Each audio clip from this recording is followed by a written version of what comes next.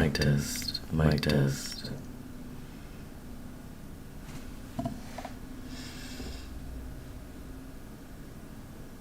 We are waiting to see South Carolina versus Alex Murdauh.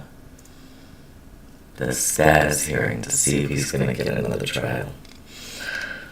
More than likely he will.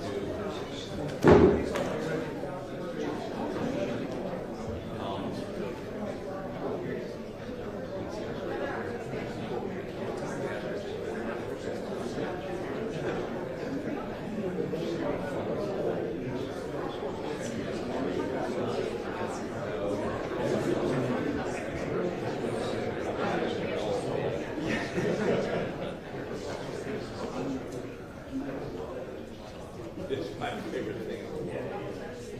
Please. Happy New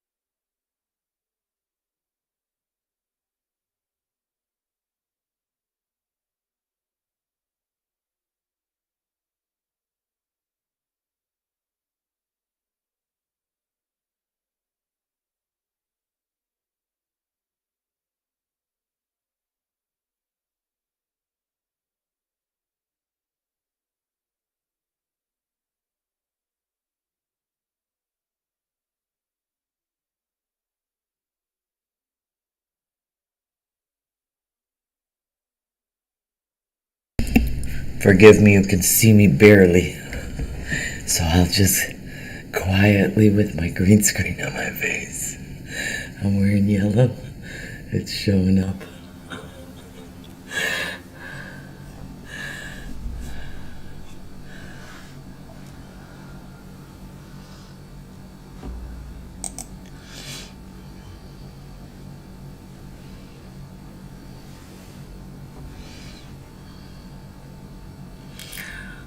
Let's do a desktop check. In our groundbreaking study between we go. mandating and non-mandating, There is a desktop audio. Alright, so we're just waiting for everybody to come in. Welcome, everyone. I am Polish Lucy. And I've been gone for a while. My first live stream was actually Alex Murdauh. If you look at it, it is all over the place.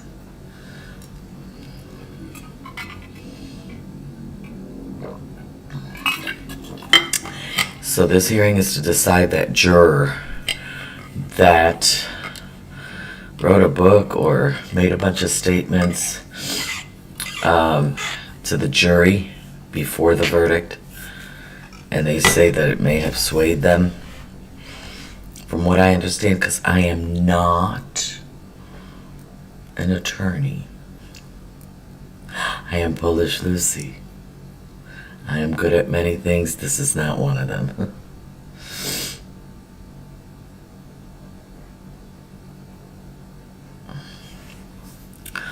Alright, so we heard the commercial. Or I did, at least.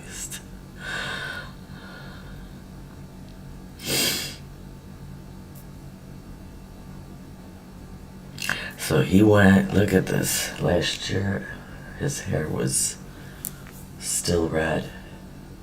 His ginger snap color. But now he is gray. So that's under a year. Look what it did to him.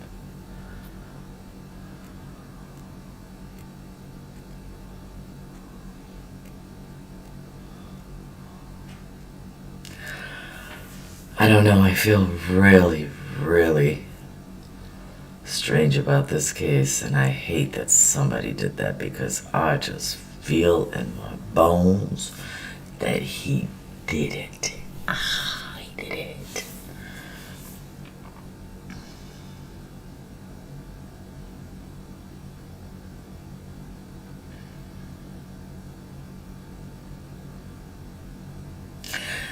So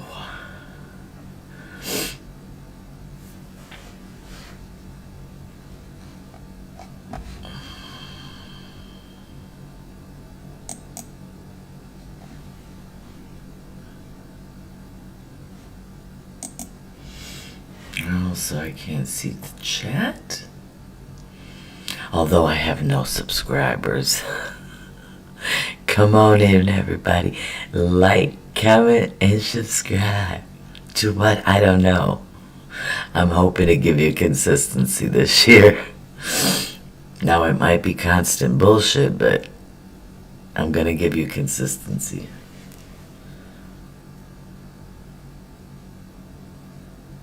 Message to the ladies. Get your health checked out. I missed something, and now I'm dealing with possibly a very serious health issue, so I'm waiting on the results for my test. It's got me on pins and needles, so listen, y'all. Ladies, gentlemen, get your damn checkups.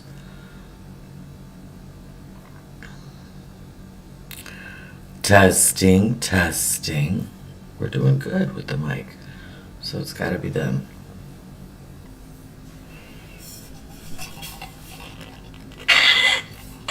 You could hear that so well. I should do an ASMR video with my bottle opening.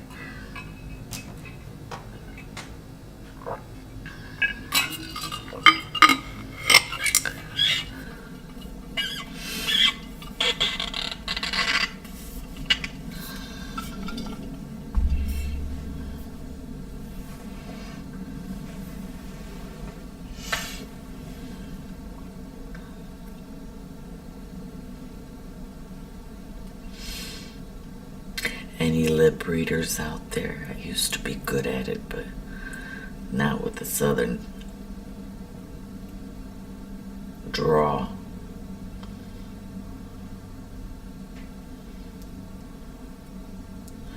Because you will know that it's not up north. Just by not being read their mouth. How y'all doing?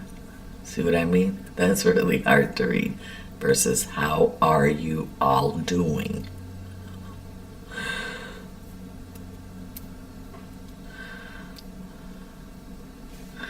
You know what, let me see, because I was supposed to stream Young Thug. And now this came up.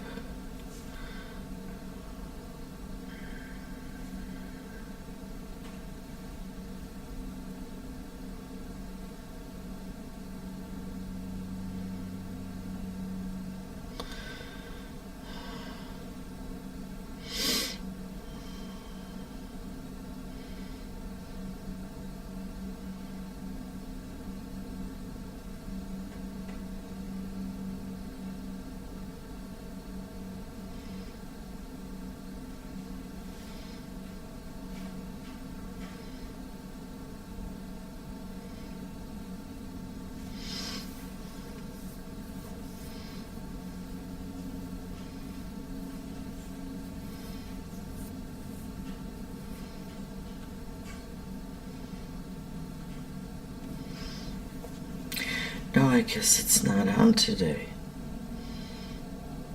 Today's the Murdauh, and the other one is the... So Alex Murdauh, and then...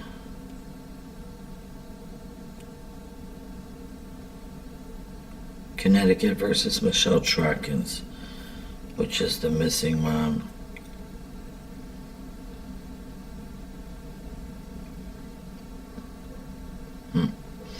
I didn't read about that story, so I don't know if I'm going to cover it. I'm going to go ahead and do some research before. Like Alex Murdauh, I'm very familiar with. I watched every single documentary, and then I watched the case live and all the testimonies. And then I'm familiar with Young Thug RICO case, because that's here in Atlanta, where I'm at. And I grew up in a very different culture than most palm colored people. Oh, today my color is not palm, it's red. Anyway, when you grow up like I did in a very diverse neighborhood in south side of Chicago, yes, Chicago, not a suburb, I had a lot of experience with gangs. Be it good or bad, I had the experience. Never joined one, but I knew what each represented, what their colors were, what their signs were. And I'm not going to go ahead and do those, but I'm still good at the pitchfork.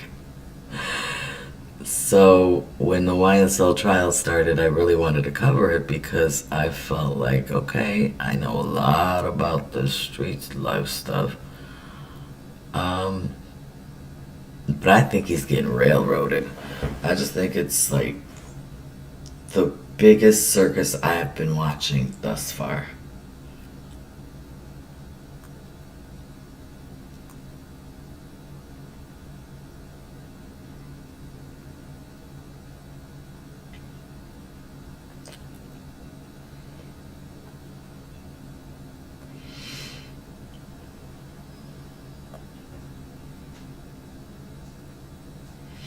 So we have been collectively waiting because I got up to see what's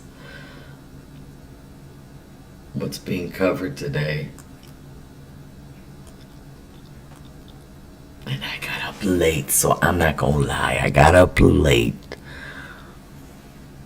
I look a mess. But I washed up for you.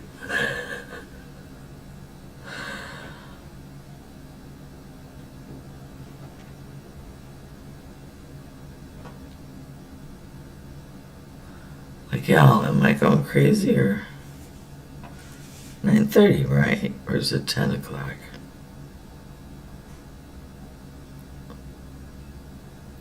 So is the judge late?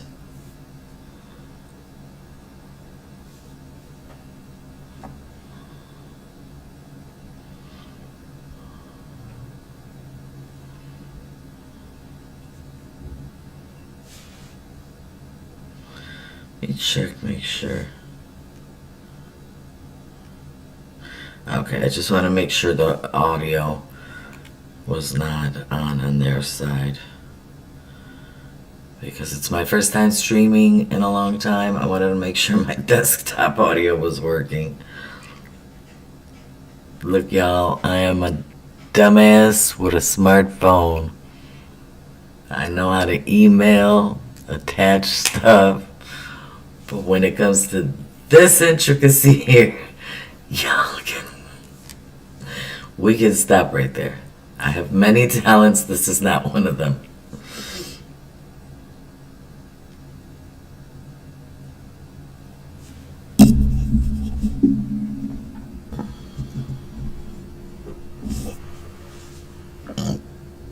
Oops. I guess this mic will pick up everything. Be careful what you wish for.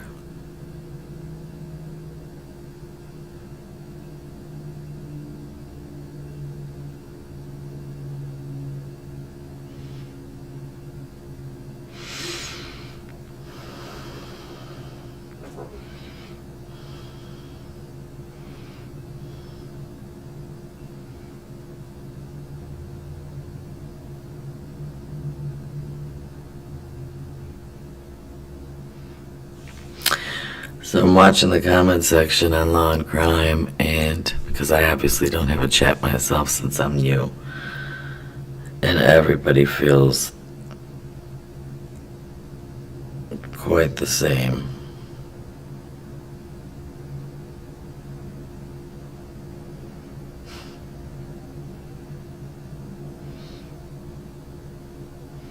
Oh, everybody's wondering why he's wearing the orange jumpsuit, and someone in the comment section put, so in case he escapes, they could see him from a mile away.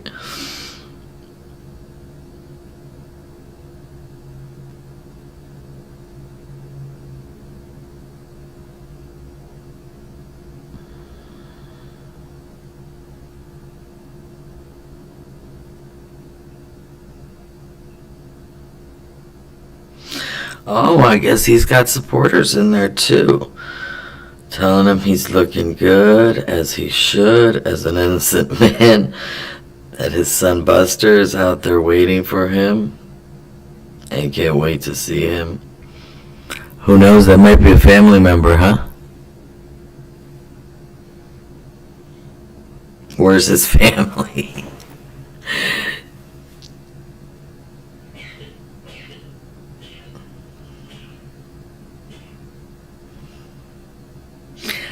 Y'all, I apologize for any background interruptions, as I do have a house with a grown man-child living here.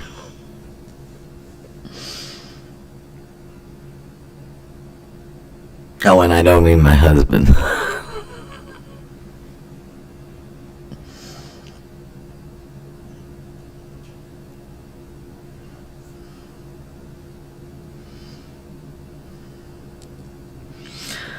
Alright, give me 1 second.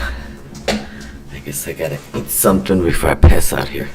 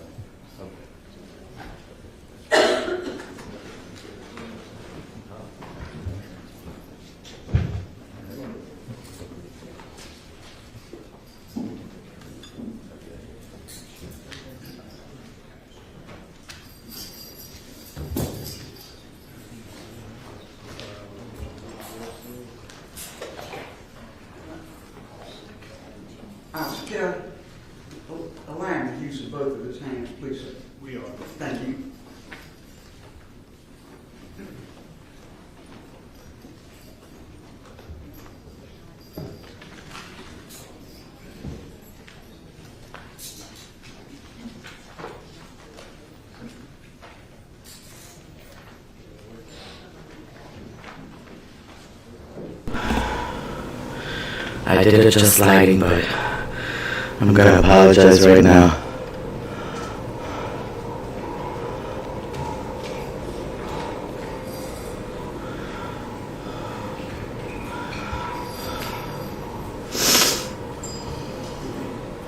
I gotta tell you, that is the biggest fall from grace. Some of us are embarrassed about our lives, but I can't say I'm this humiliated.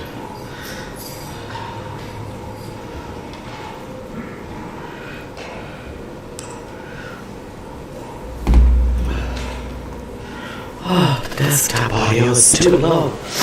Come on now, is that that? This is a rehearing procedure in the matter of state against Richard Alexander Murdauh. Its case numbers 2022 GS 15-00592 through 00595. Defendant Murdauh was indicted for the murder of his wife, Margaret Ramstetter Murdauh, and his son, Paul Bennett Murdauh, and related weapons charges. His trial began on January 23rd, 2023. The presiding judge was Clifton Moon. After 6 weeks of trial, on the evening of March 2nd, 2023, the jury returned a verdict of guilty on all 4 indictments, on which the defendant was sentenced on March 2023 to 2 consecutive terms of life imprisonment. Notice of appeals of his convictions and sentences were filed by Defendant Murdaugh's attorneys on March 9th, 2023, with the Sacramento Court of Appeals. The transcript of this very lengthy trial took several months to produce, even in draft form. Before the attorneys received the final transcript, on September 5th, 2023, the defendant filed with the Court of Appeals a motion to suspend his appeal and for leave to file a motion for a new trial with accompanying affidavits and transcript extras. After further defense and state filings on October 17th, 2023, the Court of Appeals granted Murdaugh's motion to suspend the appeal and to remand this case to the circuit court to allow defendant Murdauh to file a motion for a new trial. On October 17, 2023, defendant Murdauh received the final trial transcript and very shortly thereafter filed a motion for new trial in the Colleton County Clerk of Court's office. Subsequently, Judge Clifton Moon recused himself from further proceedings in this matter. On December 16th, 2023,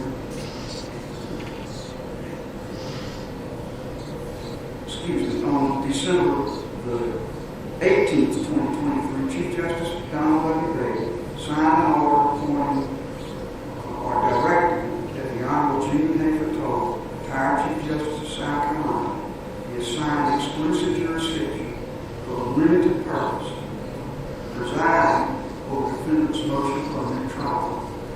I promptly contacted counsel in this case and set deadlines for briefings and arguments of new trial motions. New trial motions were set to be argued on January 23rd, 31st, 2024.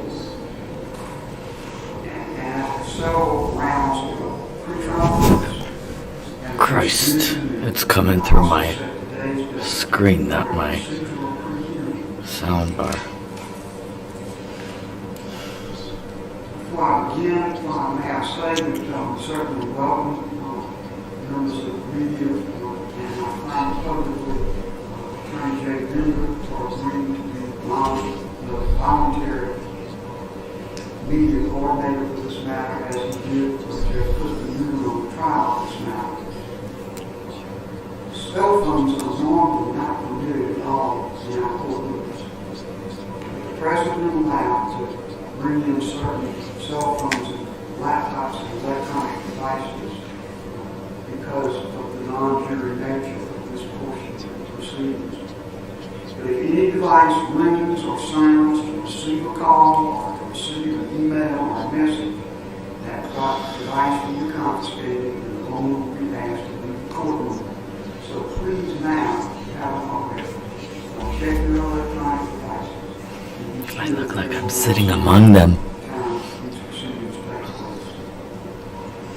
Major topics to be covered today have been addressed by me and discussed. I'm one of Alex's attorneys. No, I'm not. No, I'm not. Conference in my chambers. And council may have certain things that they will put on the record as we proceed through these topics that deal with what should be covered. First topic is an evidentiary hearing necessary at all. The state position stands without no not. I have set an evidentiary hearing because I felt like we had to have some practice over time to spend on this matter. But I've made no conclusive decisions beyond that on matters affecting the arguments the state makes about the procedural posture of this matter. Next topic would be the burden of proof.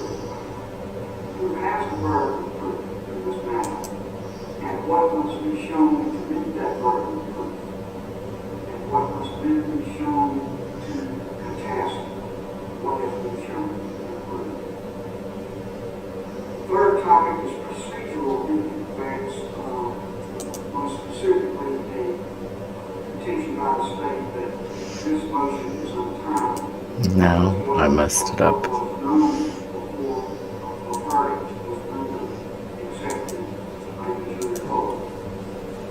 Finally, we need to discuss witnesses, juror witnesses. It is their audio, not mine.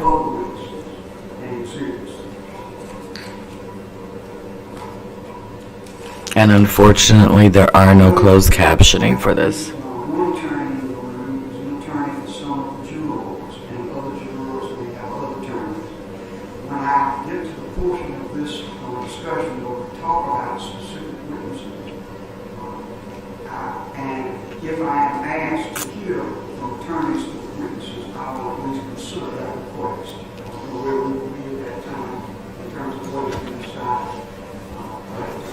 I would at least inquire about that. To that end, if you have not already, during the first break, be certain that all of you, the lawyers participating at council table, and any other lawyers that feel they may have some interest in the proceedings that would warrant comment by them, please give your cards or information about your contact to our court reporter, Ms. Harris. With that, Mr. Harper, being your moving party, you may proceed. If it pleases the court, Your Honor, you raised, I assume you want to go in the order in which you just... I would.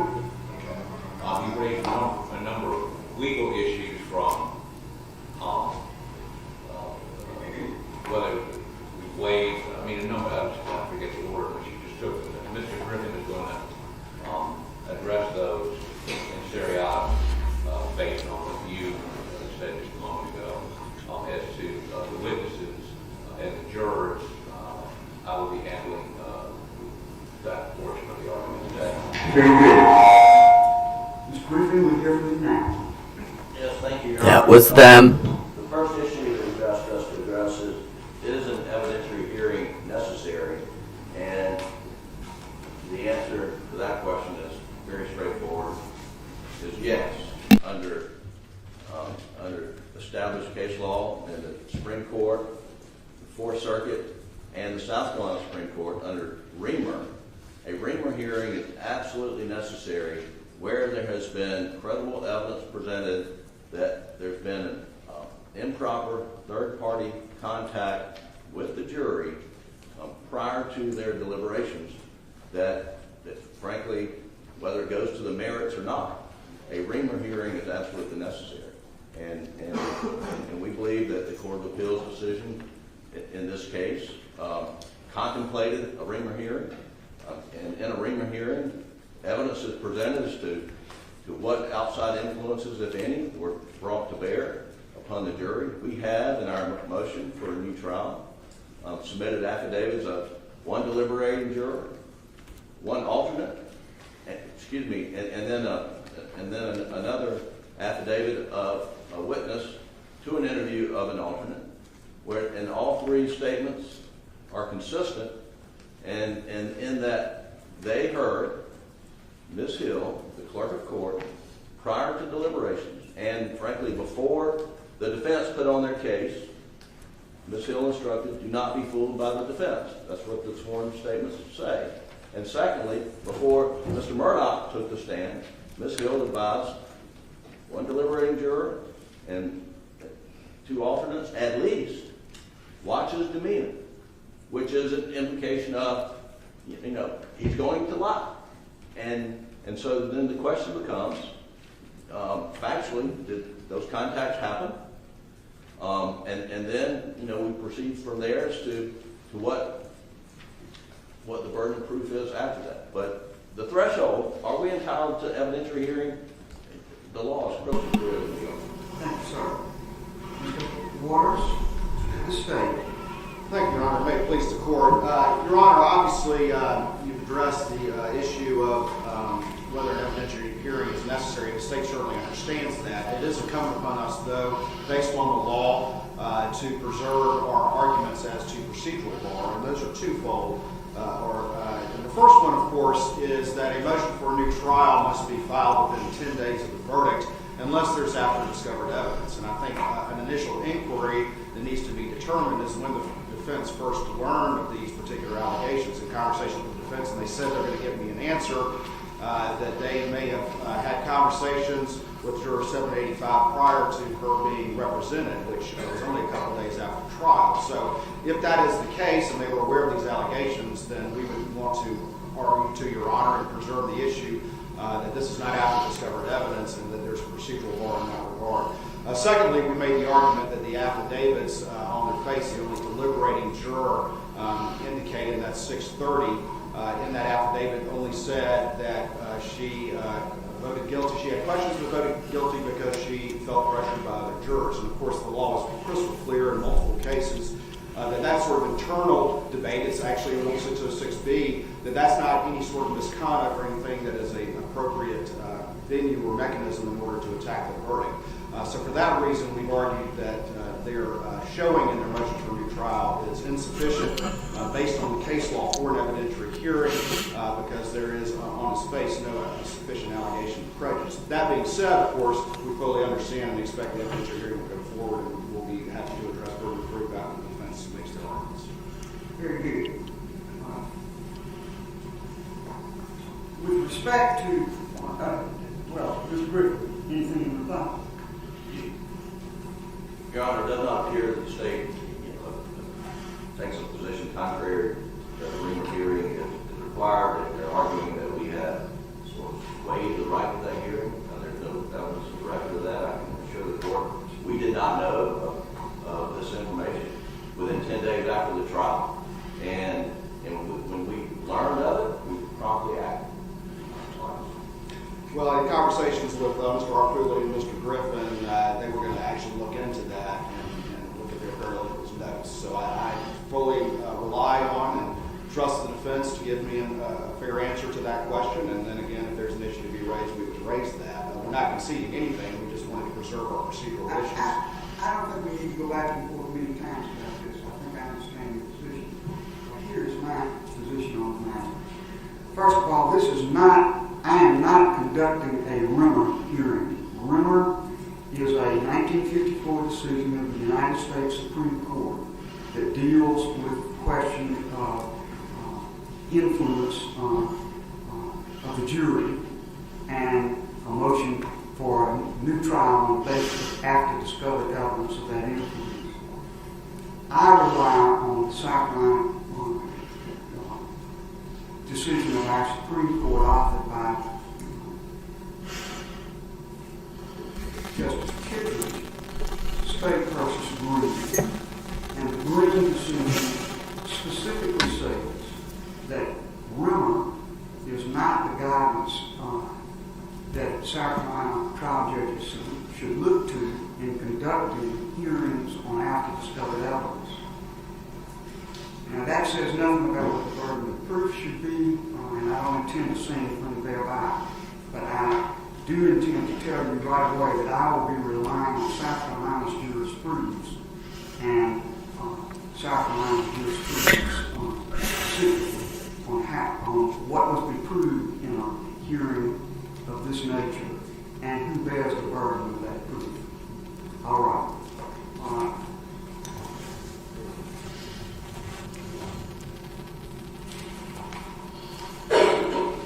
And that leads to the very next topic that we'll now take up, which is the burden of proof. Mr. Griffin?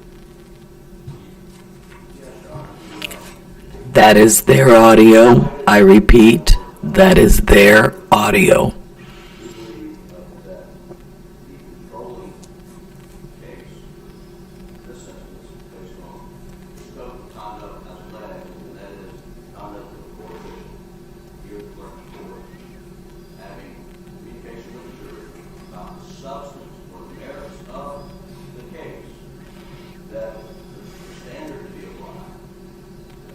Not green, because green, as the picture says, that the contact by the bailiff was about a procedural issue, not about the merits of the case. Here we're dealing specifically with the merits of the case. And the Court of Appeals decision in State v. Cameron, we believe, was the controlling standard.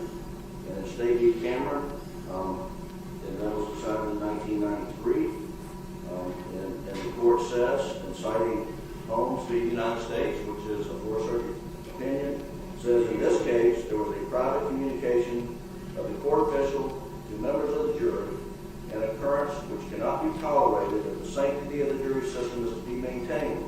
When there has been such a communication, a new trial must be granted unless it clearly appears that the subject matter of the communication was harmless and could not have affected the verdict.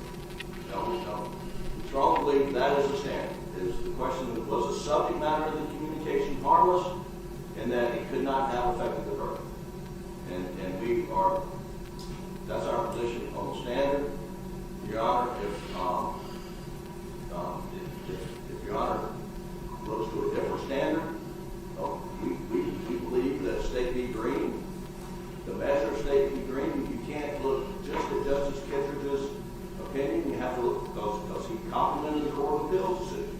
And the Court of Appeals decision absolutely applied the Ringler standard of the burden of production is on the defendant, but when the defendant produces evidence of a substantive communication to the jury by any third party, that's what Ringler is, by any third party, that then there's a presumption of bias. And that the state then has to overcome that presumption, produce strong, clear, and convincing evidence that it was harmless. And that was the standard that the Court of Appeals applied to State v. Green. And in State v. Green, the Court of Appeals says that this is the standard of the Fourth Circuit, and we follow the Fourth Circuit law in this area. Now, Justice Kittredge says that the communication by the bailiff, which essentially said, if you're deadlocked, which they never were and never became deadlocked, then the judge may ask you to stay longer. I mean, that was the communication by the bailiff in Green, and Justice Kittredge said that did not go to the merits of the case. Justice Kittredge didn't throw out the Ringler presumption standard in State v. Green, Your Honor. And it's important, the Court of Appeals decision, looking to the Fourth Circuit, because, as Your Honor knows, this case, and I would encourage the Court to look at the Holmes decision out of the Fourth Circuit, which applies Ringler. It applied Ringler in a habeas corpus case when they said Ringler is the clearly established law in the Fourth Circuit. And it vacated a death penalty conviction out of North Carolina because the North Carolina courts did not follow Ringler. And so the Court of Appeals decision in Green says we look at Ringler. It says, we're not going to apply the Ringler presumption here because it didn't go to the merits. What we have in this case, and what we have, presented through proffer on the affidavits, something that goes to the heart of the matter. This is the defense. It's the credibility of the testimony. And so we do have the burden of production, but we do believe that the standard in Cameron is we just have to show that the subject matter of the communication, that it was material to the case, and that then the burden shifts to the defendant to prove that it was harmless. Excuse me, the burden shifts to the state to prove it was harmless. Thank you, sir. That's what we believe the standard is. Mr. Waters? Sorry, Carl. Your Honor, and I'm going to walk through some of the cases in South Carolina that address this issue. But as Your Honor is aware, of course, when we deal with these issues, we have two types. We have internal misconduct, and our courts have been reluctant. Rule 606 says this as well, to delve into that unless there are concerns of fundamental fairness, like racism and things like that. And then there's external allegations of external influence and that sort of thing. And that's what we're dealing with here today. And to quote State v. Grovenstein, which is a 1999 case of the State Supreme Court, it cites Aldred and Kelly and says, "We have consistently held the defendant must prove prejudice in these sorts of claims." And if we walk through all of the case law, our court has been very careful, and as much said so in Aldred, which was an internal case, to sync the analysis and the standards between those two, and have consistently held that the defendant has to show prejudice. It's their burden to do so. In Blake in 1992, the court held don't presume prejudice, and the test, of course, was whether or not the verdict was solely the product of honest deliberation or whether it was the product of outside influence. We go over to State v. Kelly. Of course, Your Honor concurred with Chief Justice Finney's dissent in that case, but in that case there was a pamphlet in the grand jury room. Clearly an external influence was alleged there. And ultimately in that case, the court held that the defendant failed to show prejudice from that particular external influence. In State v. Grovenstein, in this instance, it was clearly external. There was an alternate who was present in the jury room and even took a preliminary vote with the jurors. So clearly an external influence, far more than is even alleged in this case. That juror was removed, curative instruction was given, but ultimately the court was very clear that we have consistently held the defendant must prove prejudice, again, the burden being on the defendant. In Bryant, this was a capital case, one that argued way back when. And in that instance, there was a police investigation, background investigation into death-qualified jurors in a capital case. Clearly external. The trial court conducted an inquiry with questions submitted by the parties as well, and ultimately noted that it was the defendant's burden to prove actual bias on the part of the jury. In State v. Pittman, another case that I argued before, Your Honor, in that particular case, there was a juror who had a conversation with his wife and with the bartender, and ultimately, again, the court held that the defendant failed to meet the burden of prejudice because the wife's comment was the defendant was not guilty, and the comment to the bartender took place after deliberations had begun. And then, of course, in Green in 2020, Your Honor just commented on that, and the court clearly held that the Rimmer presumption of prejudice doesn't apply here, and then, of course, went on to note that the defendant bears the burden of proving prejudice. And Cameron is a case that they rely on a lot, and I would say this about Cameron, that Cameron, of course, goes on to say that the mere fact of any official communication does not necessarily mean that the jury was prejudiced, and went on again to do a prejudice analysis and a harmless error analysis. Covington is the Court of Appeals case from 2000. In this particular case, there were jurors who supposedly knew the defendant and knew some external information about whether or not he had had previous difficulties with his wife and that sort of thing. Clearly external information. And again, the court held that the defendant failed to show prejudice. So the case law in South Carolina, both from our state Supreme Court as well as our state Court of Appeals, is clear, it's in sync, it's uniform, that it's the defendant's burden to show prejudice. And that's, of course, only after there's a determination that any sort of extraneous influence occurred. And that would be the state's position, that it is the defendant's burden. And again, we can address at the appropriate time what the state's position is as to the order in which the evidentiary hearing should go. Thank you, sir. Mr. Griffin, can you reply?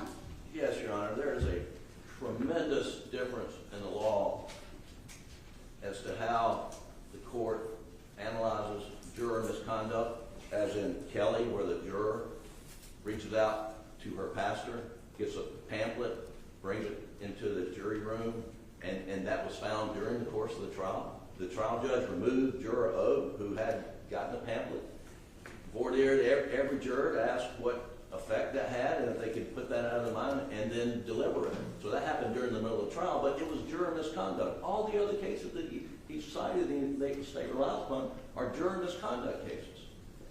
Not unauthorized third-party communication that goes to the heart of the Sixth Amendment, right by a defendant to confront his accuser, to cross-examine witnesses who present evidence.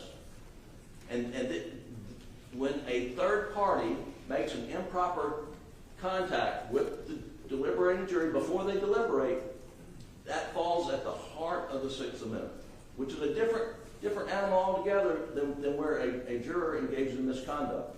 And that's where you get to Cameron. That's where you get to Green, which Green says it was a procedural communication, not a marriage communication. And Your Honor, in Bryant, well, I would note, Your Honor, dissented in Kelly, but in Bryant, I mean, no jurors were interviewed, as best we could tell by the record. But in Bryant, it was a death penalty case. Law enforcement, I believe it was Horry County, were out questioning the jurors' relatives and friends and trying to get their belief as to whether they believe in the death penalty. Apparently, some of that kind of leaked back to one juror, or maybe, but there was no record saying the jurors were prejudiced by that. But the court said that behavior cannot stand, and we find prejudice based on the conduct, not on the juror's testimony. And they didn't use the word presumption, but they found prejudice. And I don't want to get caught up in this issue of do we have to establish prejudice? I think prejudice is established, but the question has to be established. But the question is it presumed under the circumstances? And if it's presumed under the circumstances, what does the state have to rebut it? And so, prejudice is the touchstone, but the question is evidentiary presumption. Here, where there's a third-party communication that goes to the merits of the case, the law is crystal clear that there is a presumption of prejudice, and the state has the burden of proving it's harmless beyond a doubt. Thank you, sir. Thank you. All right. Mr. Waters? I'm not going to go back and forth a million times, but if you want to have a short comment and additional thought. Very short, Your Honor. He said that these were not external influence cases, and every one of them that I listed was, Your Honor. Blake was a bailiff. Kelly was a pamphlet. Again, it was an external piece of information coming in. Grovenstein, it was an alternate. Again, that's an external influence. Bryant was a police investigation. Pittman was a bartender and a wife's comment. Green was a bailiff. And Covington was, evidence that was not admitted at trial that the jurors were aware of. So clearly all of those were external influence cases, Your Honor. All right.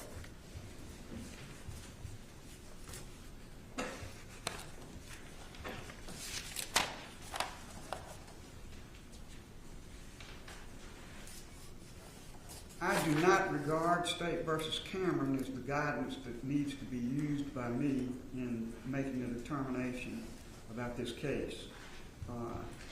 It's a Court of Appeals case.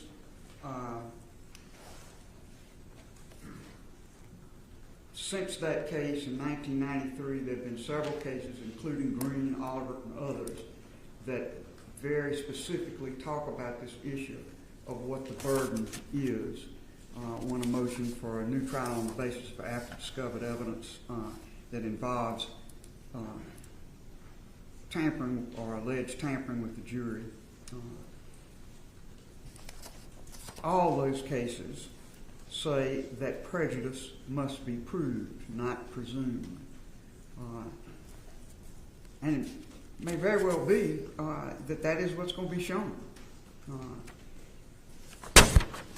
But for purposes of what the defendant must show as the case goes forward to an evidentiary hearing, the presumption simply by the contact, which we don't have any sworn evidence about except in the area of one juror at this time. A presumption is not the way to examine this issue, but rather specific evidence about what was said, when it was said, and how it was perceived by the juror is what I believe is required by State versus Green and other cases. And therefore, that is the approach I will take. All right, the next area of inquiry is the procedural argument of the State that this matter was untimely made. Mr. Waters? Yes, ma'am, Your Honor. And again, we have raised the issue, as I talked about earlier, that we believe that there is at least an inquiry as to a procedural bar, that if the defense was aware of these allegations during the 10 days, then it is not after discovered evidence and the motion is untimely. And additionally, we also, as I previously expressed, have raised the issue that the affidavits on their face are insufficient to put in play an evidentiary hearing, and there are multiple cases that have in the state that have held, I think Yarborough is one of those that have held that where that showing was not made, that the trial court properly denied an evidentiary hearing. So we would just preserve those issues, understanding the court's plan of procedure that you previously expressed. All right. Mr. Griffin or Mr. Harpootlian, let me say that I will say to the defense, to the State, I believe that issue needs further exploration, so I am not prepared to rule that this matter is untimely in the least. We're going to have a hearing on this matter, at which time this issue will be further explored. So the State has preserved its position, but you need not argue about that matter at this time. Thank you, Your Honor. And now the matter that to me is the heart and soul of what we're doing today is the witnesses, the exhibits, and the procedure needed with respect to the witnesses. And the witnesses, at least, are the jurors and the clerk of court, Ms. Hill. What I'd like each side to explore with me is how those witnesses should be presented, who should present them, and how they should be questioned, and whether there are any brackets or limitations that should be imposed on what these witnesses are asked. And I will begin with the jurors, which is really the heart and soul of the matter. Other witnesses are very secondary to the first issue, which is the jurors themselves. Mr. Harpootlian, you are the moving party, and you may proceed. Your Honor, we agree all 12 jurors should testify. I think both sides agree, Your Honor, it's a question of jurors.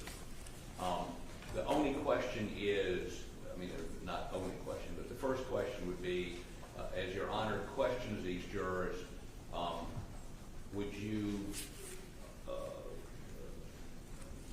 in all the cases the judge questions the jurors, would you want suggestions from us as to what additional questions after they respond to your questions, that raise additional questions? That's number one. Number two, each one of these jurors, except of the original 12, I think all have been interviewed. Maybe two have not been interviewed by SLED and given statements, recorded statements. The rest have all given recorded statements.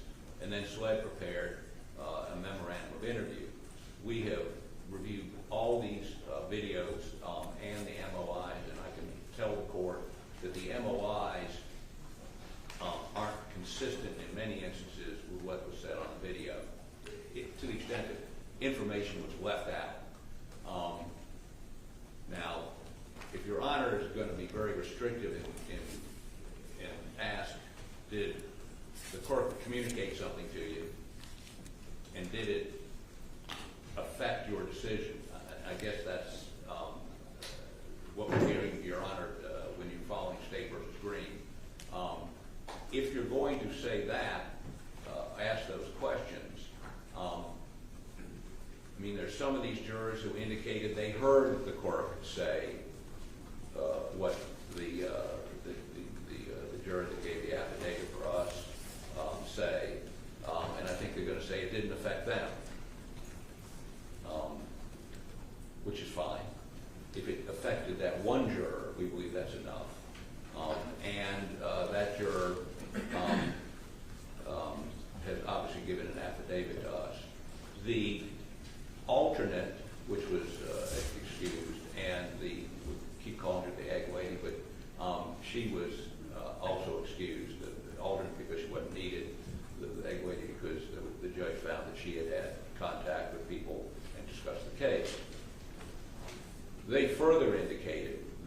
the clerk said what we say she said, and we believe they should be examined.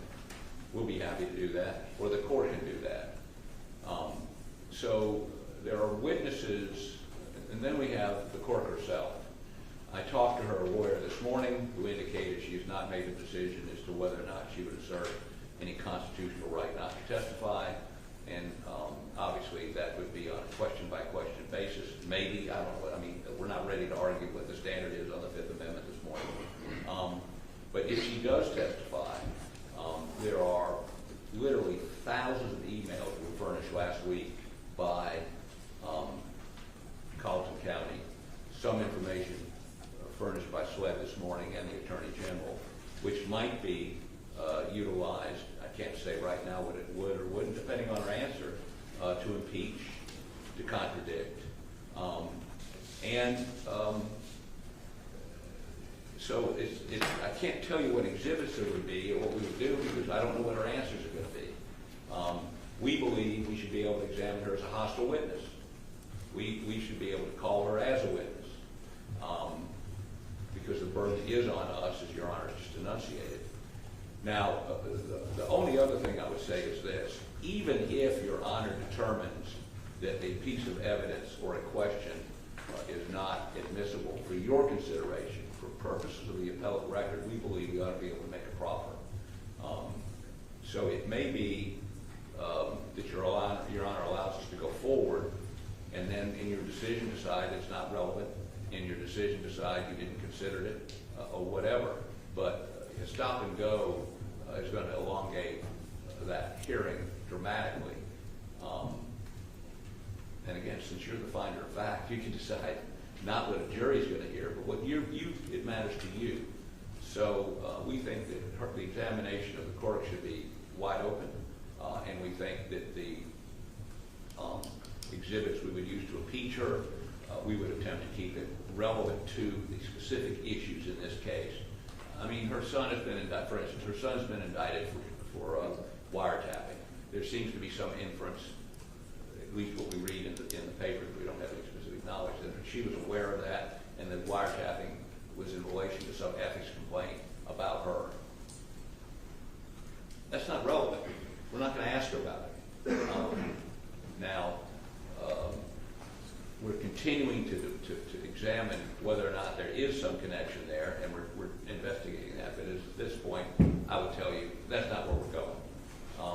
Where we are going, by way of example, is we have been furnished an email that she got on February 24th from somebody, which was a photo, a screenshot of a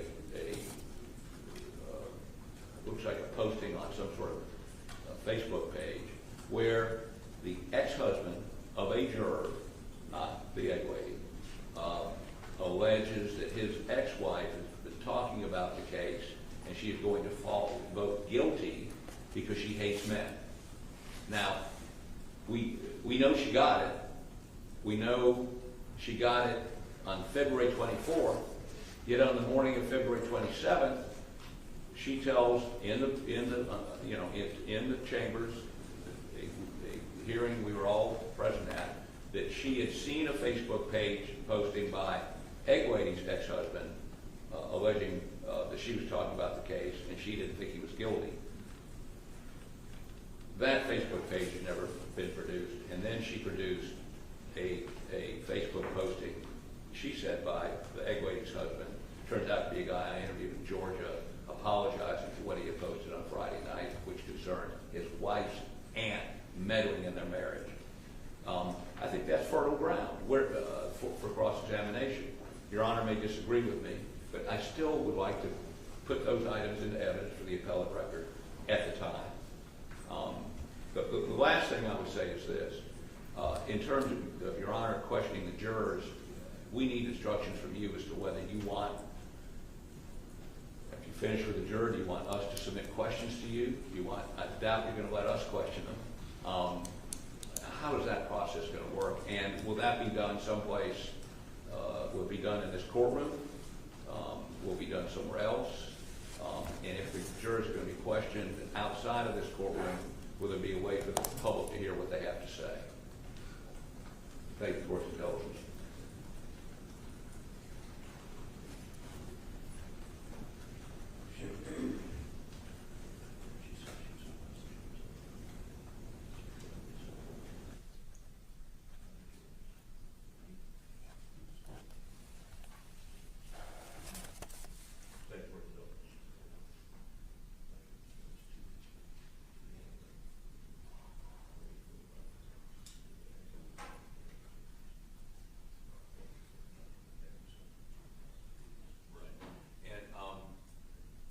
Mr. Griffin rightly points out, it's not just what they heard,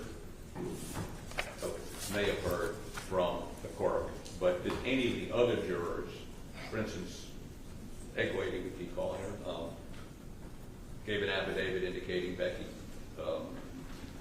said things like, don't be fooled, watch the body language, watch body language testifies to Mr. Murdauh. Did she relay that to any other jurors? It's not just what, I mean, was it, did it, or did the sitting juror or the alternate in the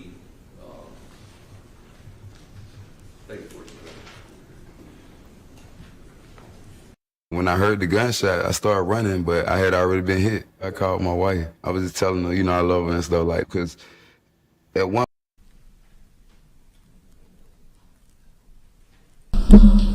Pardon me. One other point, in the memorandum of interview, now, the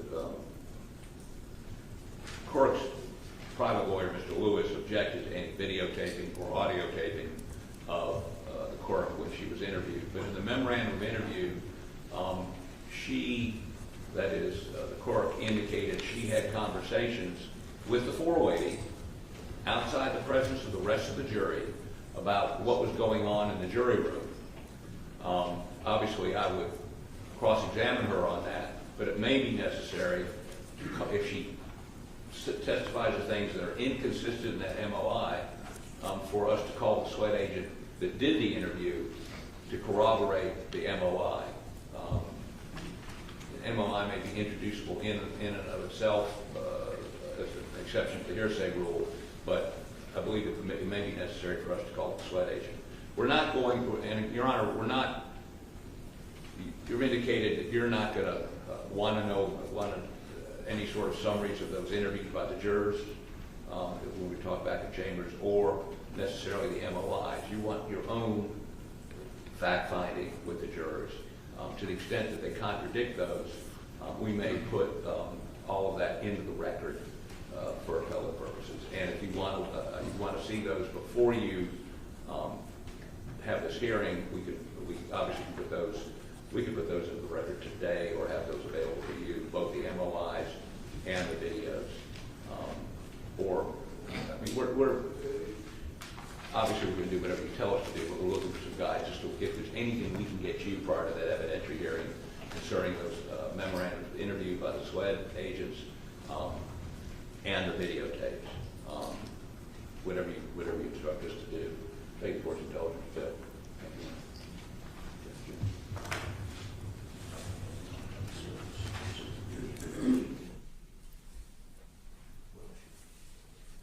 Your Honor, we've mentioned, and Mr. Griffin reiterated to me just now, and obviously you don't need to tell us this today because we're not going to be doing the questioning, but there is the consideration of 606B and the incursion into deliberations. At some point, we don't need to know that today, but at some point prior to you questioning the jurors, we'd like you to enunciate what your position is on that. You're going to have to outline that a little bit more for me. What part of 606B are you discussing? Well, it says, if I can find my glasses, upon an inquiry into the validity of a verdict or indictment, a juror may not testify as to any matter or statement occurring during the course of the jury's deliberations or to the effect of anything upon that or any other juror's mind as or emotions as influence a juror to assent to or dissent from the verdict. All right, so and what are you saying that in courts for this proceeding? Well, I mean, for instance, if we prove to you that the court said, do not be fooled, or, watch Murdaugh's testimony, watch the body language inferring he was lying, he will be lying. One of the issues is if the juror who sat during the deliberations who said that the court said that, did she discuss that with any other jurors? Did she infect the jury? Does this allow you to do that? Well, you certainly, if you go to 606B, it gives you some guidance about that. It says, when inquiry into the validity of a verdict or indictment, a juror may not testify as to any matter or statement occurring during the course of the jury's deliberations or to the effect of anything upon that or any other juror's mind or emotions influencing the juror to assent or dissent from the verdict or indictment or concerning the juror's mental processes, except a juror may testify on the question whether extraneous, prejudicial information was improperly brought to the jury's attention, or whether any outside influence was improperly brought to bear upon any juror. Nor may a juror's affidavit or evidence of any statement by the juror concerning a matter about which juror would be precluded from testifying be received for these purposes. I take that to give us the guidance we need about the parameters of the questions.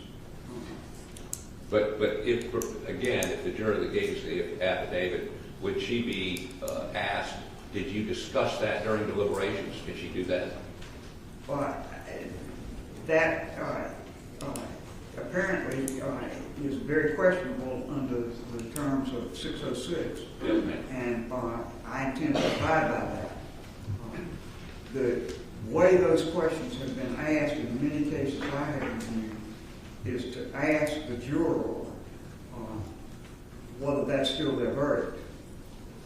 If they ask about improper context and they talk about improper context, then the way to pursue it beyond that for the judge is to ask about the impact on the verdict, not on the deliberations themselves.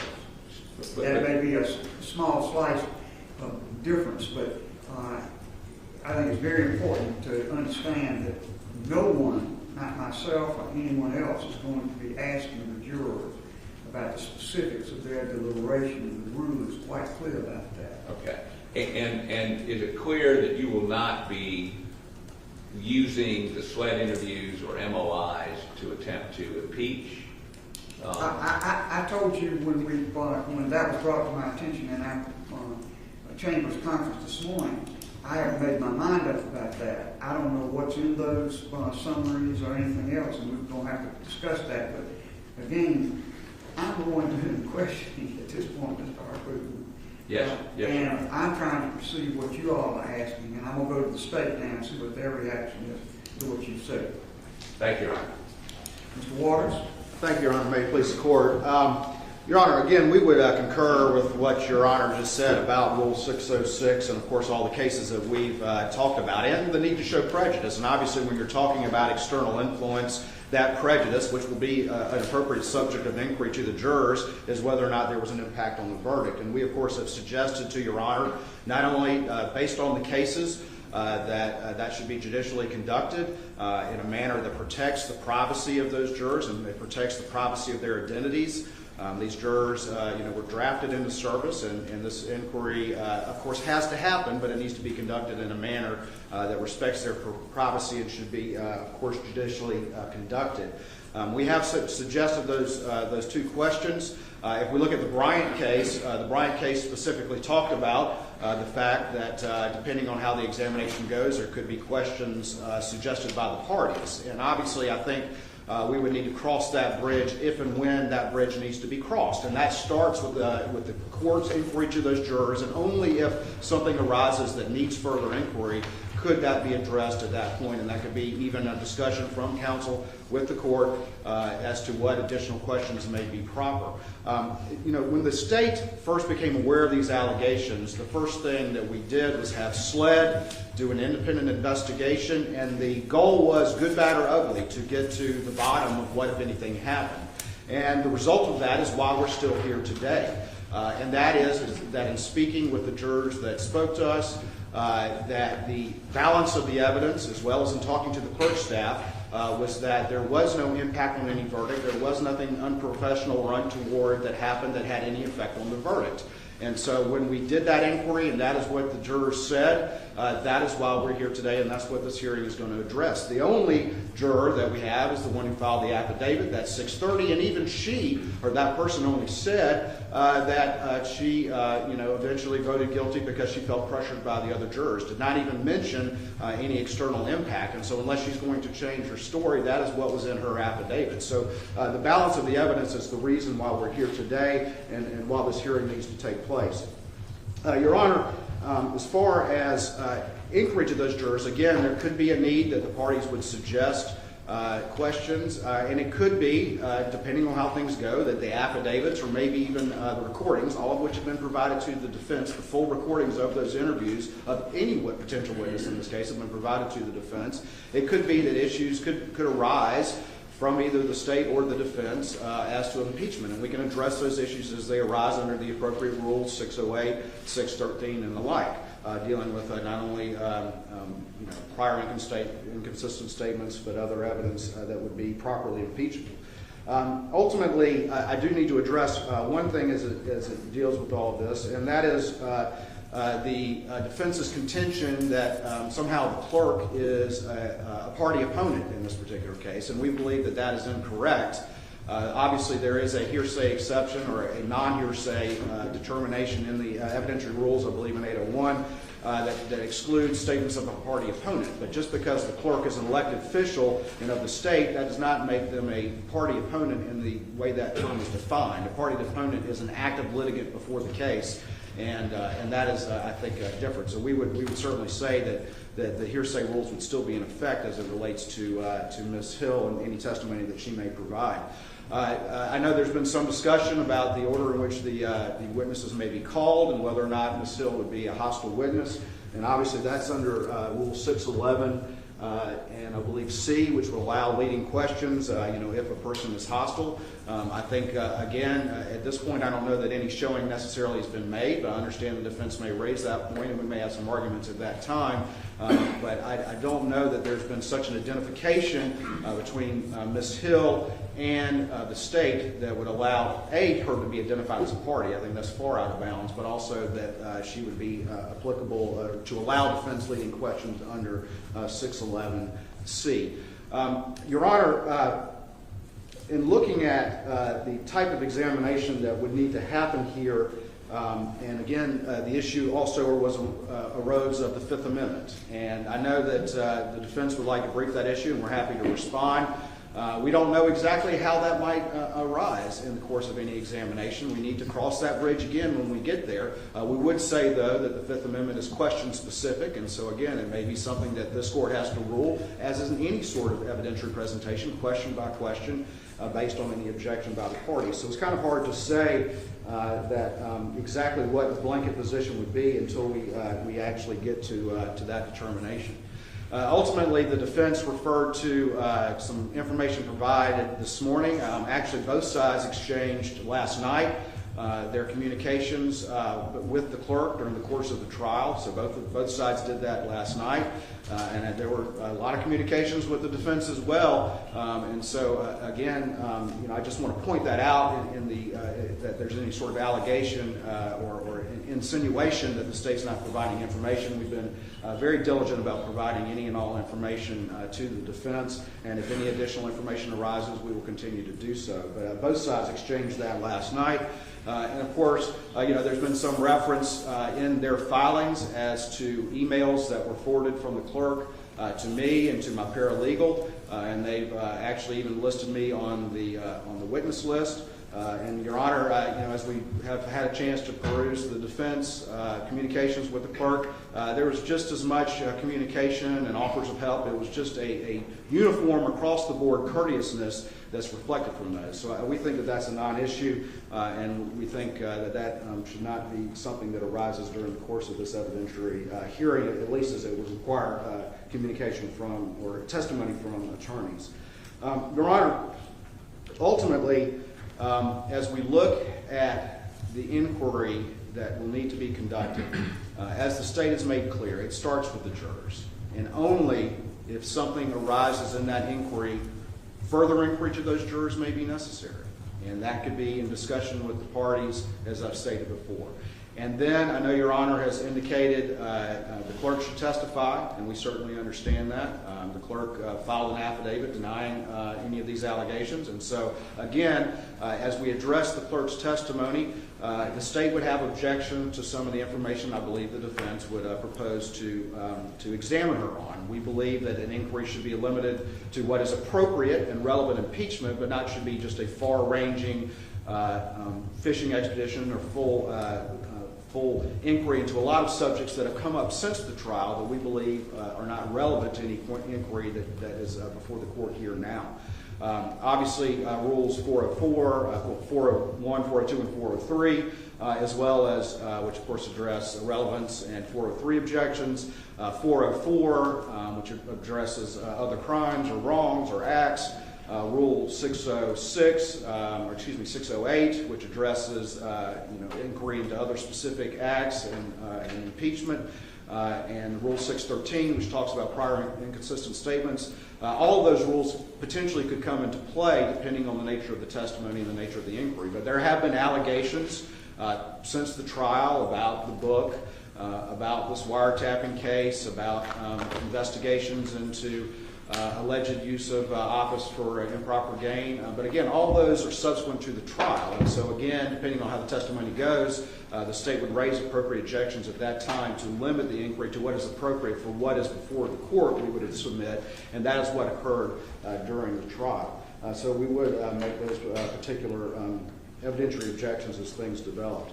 Ultimately, that would be the state's position. I know that we're trying to put as much meat on the bones as we can at this particular point in time, but I think the reality is that the court's inquiry to the jurors will really determine the nature of the inquiry that needs to proceed from there. And at that point, the state would take the positions that I've outlined here today.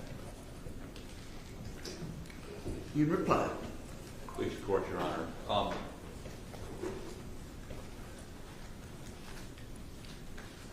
404, I find it somewhat ironic.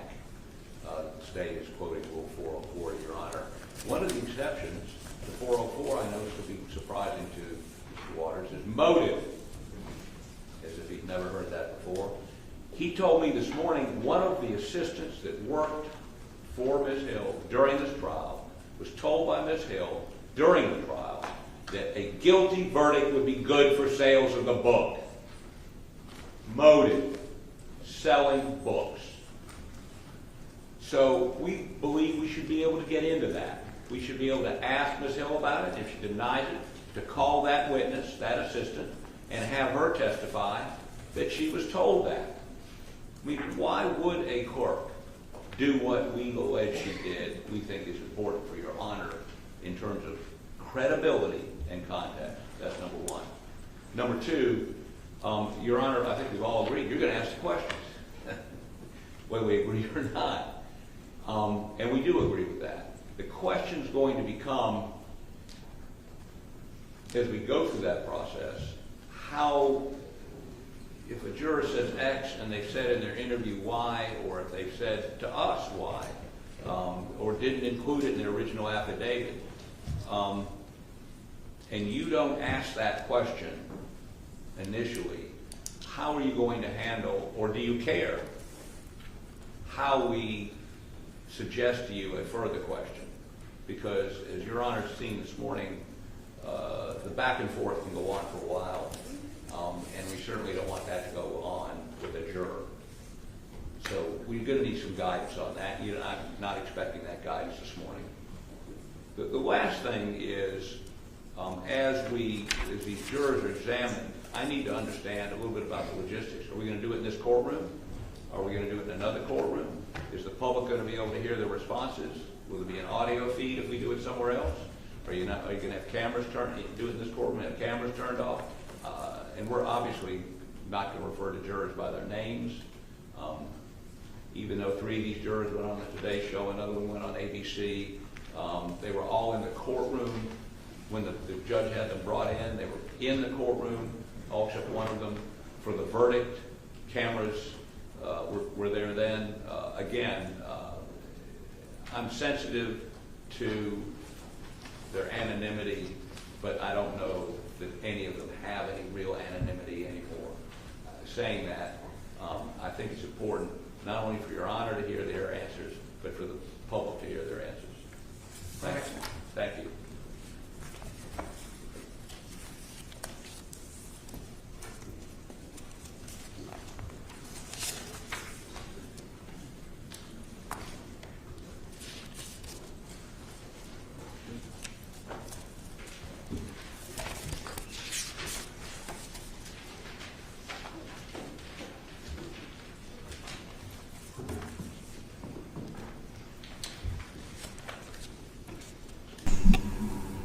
Y'all, that's some serious stuff that somebody did that in the background.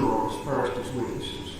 A clerk in the court. I will be doing the questioning of the jurors, and I will notify the parties pretty promptly what I intend to ask the jurors.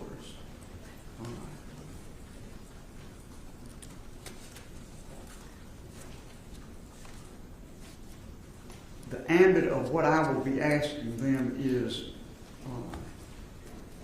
informed by the question of whether improper contact was made with them and whether it affected their verdict. I understand that you, on the defense side, have views about what further should be asked the jurors on 2 levels. It's Pat, everyone.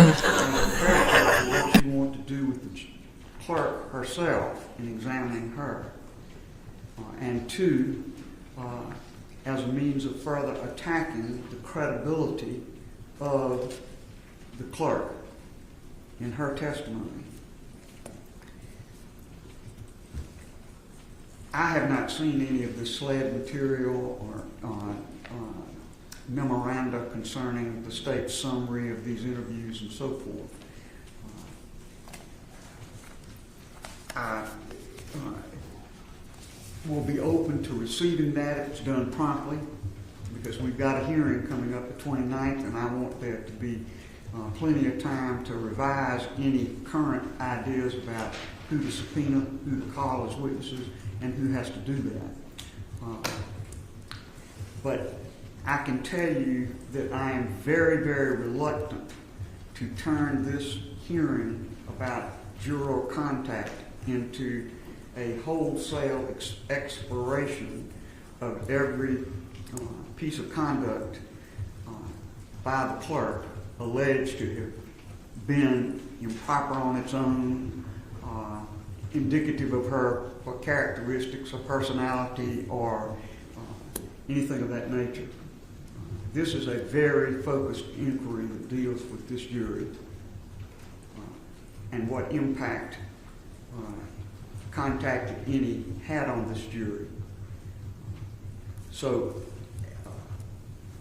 I am very mindful of the limited nature of it. As I say, I'm not excluding submission in advance of information that would take the questions beyond the limited questions I've initially indicated. But I will be very hesitant about any of those questions as it involves propounding those questions to the jury. As it involves questions to Ms. Hill similarly, this is not a time to explore every mistake or incorrect statement or false statement that ever has been made by this witness. I am the judge of the credibility of this witness for purposes of this new trial motion. I don't think it's necessary, nor do I think it's proper, to explore each and every impropriety alleged to have been committed by the clerk. At the same time, what specifically should be asked is something that I will look at as I look at the submissions that are made before the hearing takes place about what is requested to be allowed as topics for questioning of the clerk and what exhibits should be used. I can't imagine allowing thousands of emails to be made exhibits in this process. Either emails sent by her to attorneys in the case, to other court officials in the case, or to other individuals during the course of the trial of the case. I certainly will try to preserve the appellate posture of defense in this regard, but I will put certain limitations on just a wholesale exploration of every problematic piece of conduct, ethical, dealings with the county, and so forth. This is a very focused inquiry about this jury and its ability to render the verdict it rendered in an impartial manner. So I say that to tell you that when the clerk is offered, and I think the clerk is going to have to be offered as a witness, the whole allegation revolves around the contention that the clerk made contact with the jury about matters material to their verdict, that contact was improper, and that it impacted their verdict. There's a whole lot more that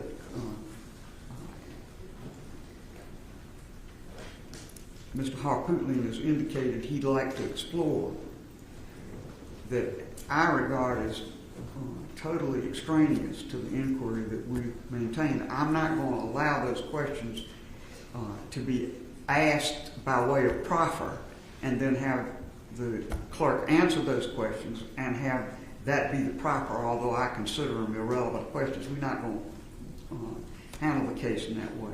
If I exclude a certain question from being asked, then the proffer will be whatever in writing is chosen to be offered in that regard. But I will not conduct a hearing where there's a whole side hearing in which every question desired is asked and either required to be answered or dealt with in some other way.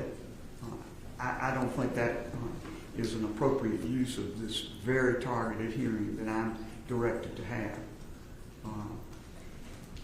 I also think it makes a great deal of difference whether the questions that are being asked relate to the clerk's conduct at the time this case was tried, as opposed to other conduct at a later time or in connections with other things than the trial of this case. So I will be looking very carefully before we conduct this hearing and trying to give the parties as much advice as I can about what I would find to be acceptable topics to pursue. I think you're entitled to that, but I also think the record of the case is not to be used as a platform to explore each and every fault of each and every witness, whether it be the juror or the clerk. And I'm not going to have the hearing conducted in that manner. I think there are other ways of preserving topics that I rule should not be pursued than having those questions asked and answered, even though I've ruled that they're not proper in the hearing. So I hope that explains kind of where I am on the subject of how questions are asked.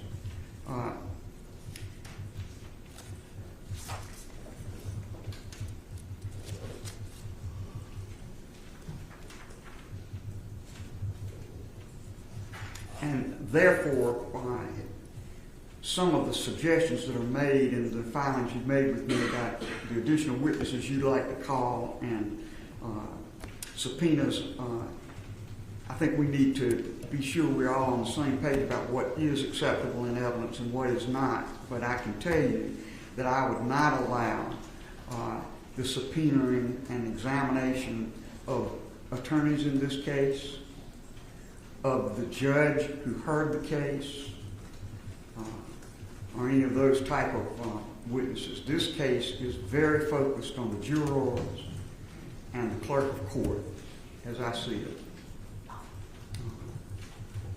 Now, it's about 11:15, close to it. I'm going to do this. I'm going to take a break for a minute. Let's take until 11:25 as a break. And in that time, I would hope that you formulate the other things you think we need to look at by way of the specifics of how this matter is to be conducted. I will then do two things. When I come back, ask you for further ideas, both sides, as to who should be called, get very specific about who can be called and who cannot, who should offer these witnesses. And I would also at that time ask those who represent potential witnesses in this matter to come forward and have a conversation with me about your position on behalf of your clients. I think that's particularly important because as we have the actual hearing itself, I've never heard of a situation where a witness can have their lawyer actively participate in the examination of the witness in a proceeding in which the witness is being offered. So I would not allow that, but I think we can protect the legal positions that attorneys for witnesses want to take and need to take and want to put on the record by pursuing in the way I've just outlined, and I'll be prepared to do that when we return. All right, court will be in recess. Thank you, Your Honor. Thank you, Your Honor.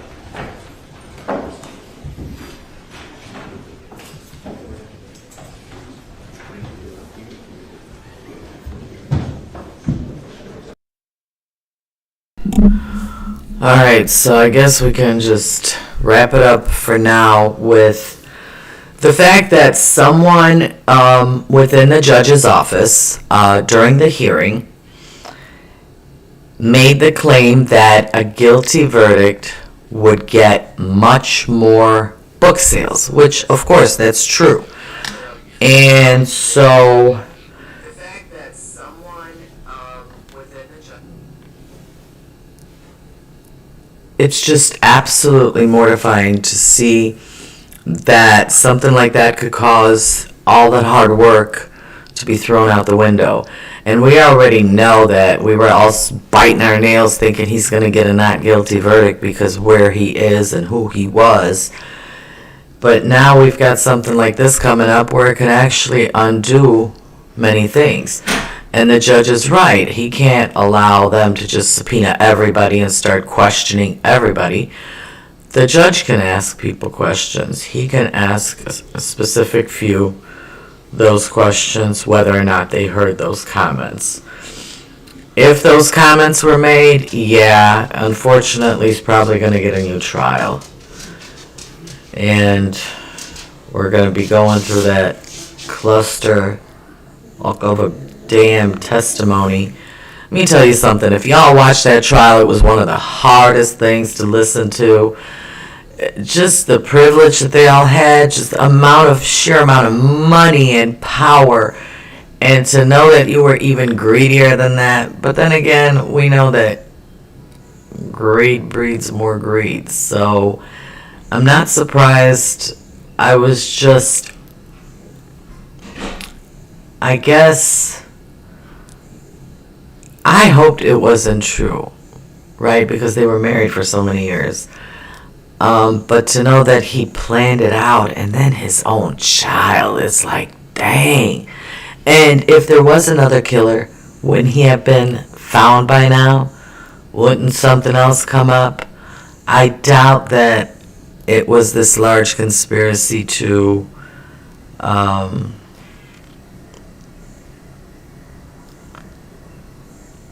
to make him guilty, I think that everybody just followed the evidence and they knew better. So in any case, we're going to take a recess. I guess he said 11:25, 10-minute recess. Wow, that's short. And I'm going to come back and see what the judge decides to do.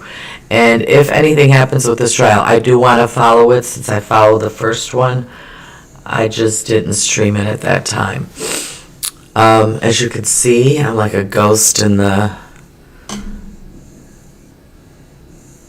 courtroom.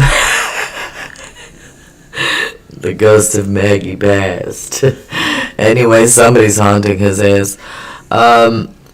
So I will break it down and get all my notes together because I wasn't expecting this hearing today. I was actually looking to see if they were going to, because I'm in Georgia, and I was looking to see if they were going to either be televising Young Thug today or RX 45 for the voter intimidation, I think it was. Or no, it was for finding the illegal votes. That phone call, the infamous phone call. So I don't know what's going to be going on since it is day after MLK. I hope everybody had a great day. Please stay safe and warm, especially if you're up north. To all my friends up north, please stay warm because if it's cold here, I can't imagine what y'all are dealing with. To everyone out there, please stay safe. Be good. Let's not act like this buffoon. But let's see what happens, because, you never know. Maybe they could overturn the verdict and give him a new trial. And then it's going to be another shit show. Polish Lucy here.